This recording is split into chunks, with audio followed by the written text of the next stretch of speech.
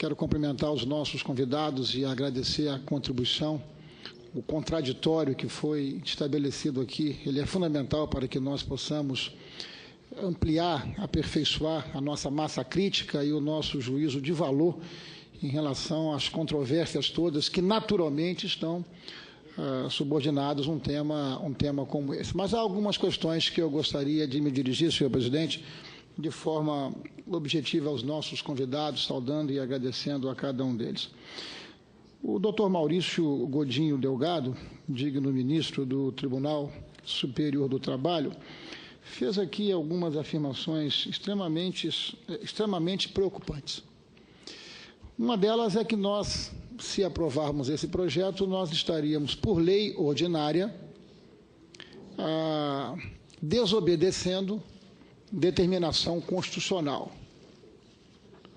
Por óbvio, uma lei ordinária, ela não tem força para se confrontar com qualquer artigo da nossa Constituição Federal, considerando a hierarquia das leis.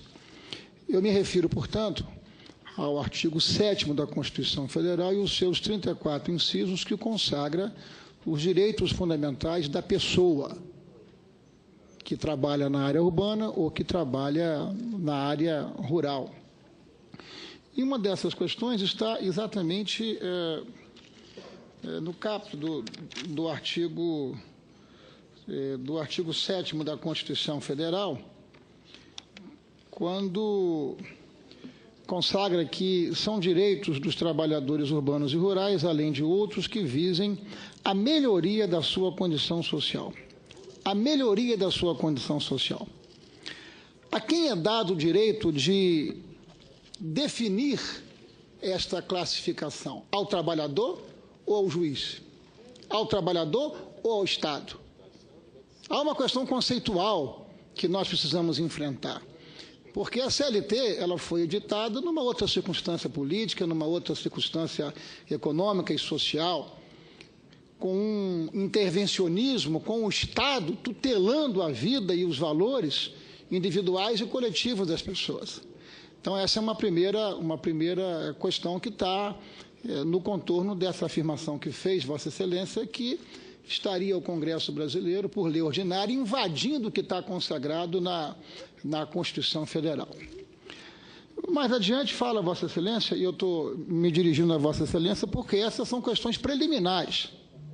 Essa é uma questão central. A partir dessas observações, as demais questões de mérito, por mais relevantes que sejam, mas essa é uma questão preliminar que dialoga, enfim, com o Estado do direito democrático. A outra questão é que afirma Vossa Excelência que esta legislação, ela inibe, proíbe, dificulta o acesso à justiça do trabalho das pessoas mais pobres. Em nome de quem nós devemos estar aqui direcionando as nossas atenções e as nossas atitudes? Isso também fere um outro artigo da Constituição, o inciso 74 do artigo 5º, que determina que o Estado prestará assistência jurídica integral e gratuita aos que comprovarem insuficiência de recursos. Portanto, por lei ordinária, de novo, eu não posso subtrair esse direito que está garantido ao cidadão brasileiro pela nossa Constituição Federal.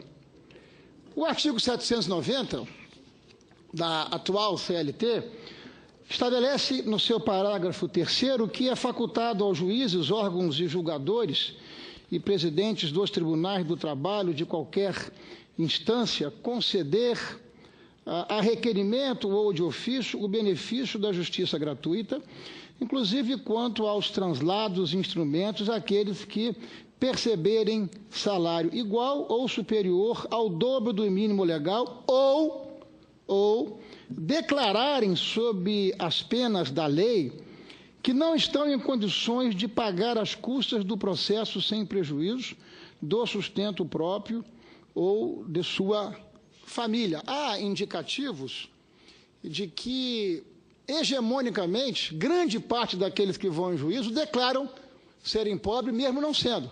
Então, o que faz a mudança, e esse é que eu peço a observação e o concurso de Vossa Excelência. Qual é a mudança que você tem aqui?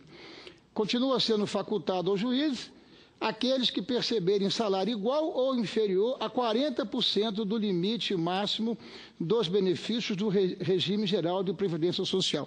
Isso acolhe aproximadamente 80% dos nossos trabalhadores. 62% dos nossos trabalhadores recebem até 2 salários mínimos. Mas, além disso, no parágrafo 4º do mesmo artigo proposto, o benefício da justiça gratuita será concedido à parte que comprovar insuficiência de recursos para o pagamento das custas do processo.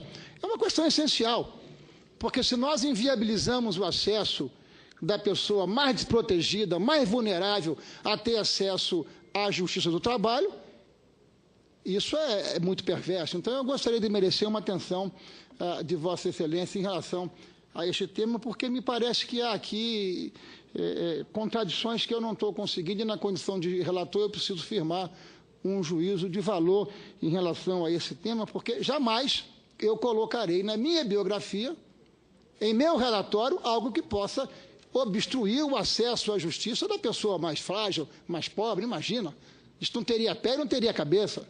Seria, como diz o poeta, o avesso do avesso do avesso. Mas entendo eu que isso tem proteção constitucional. Então, eu queria merecer uma abordagem de Vossa Excelência à luz dos fatos.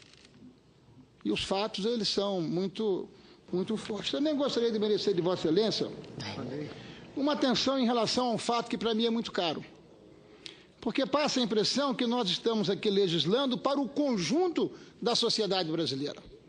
E nós não estamos legislando para o conjunto da sociedade brasileira, pois o IBGE e mesmo o DIEESE, eles asseguram que o Brasil tem 137 milhões de pessoas em idade laboral. Dessas, 49 milhões de pessoas, 50 milhões de pessoas estão protegidas, blindadas pela CLT. Mas outros 90 milhões de brasileiros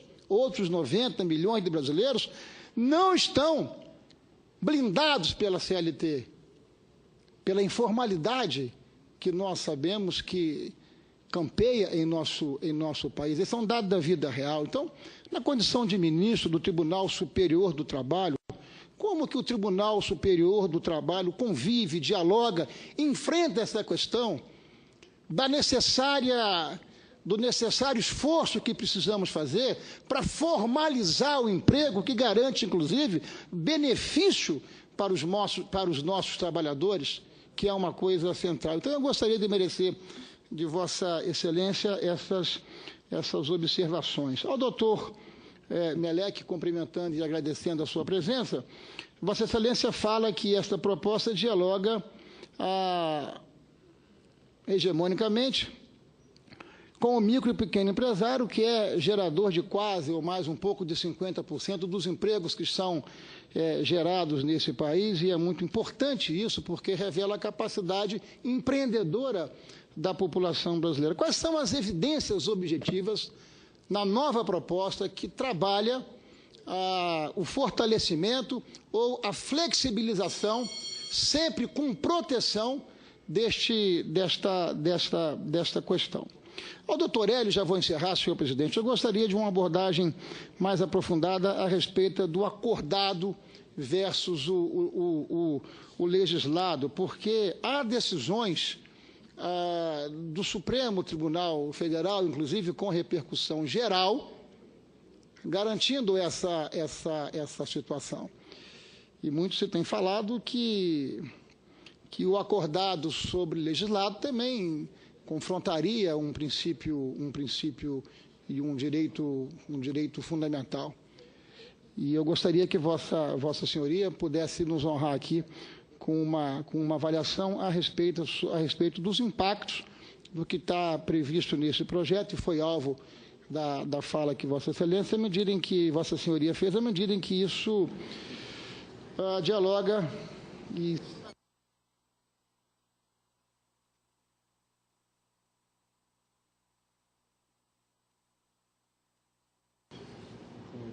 O que você quer? Quer para o senhor? Não, para ele. Já acabou. A outra questão, eu gostaria que Vossa Senhoria também, com amplo conhecimento que tem, pudesse falar um pouco da jornada intermitente.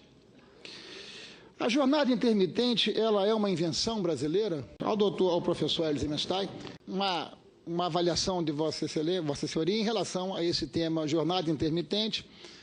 Esse tema dialoga, acho eu, muito mais com a atividade de comércio e serviço e das consequências para uma banalização para a atividade industrial, puxão de fábrica, de questões ligadas à jornada intermitente. Ao diretor do DESE, o senhor Clemente Lúcio,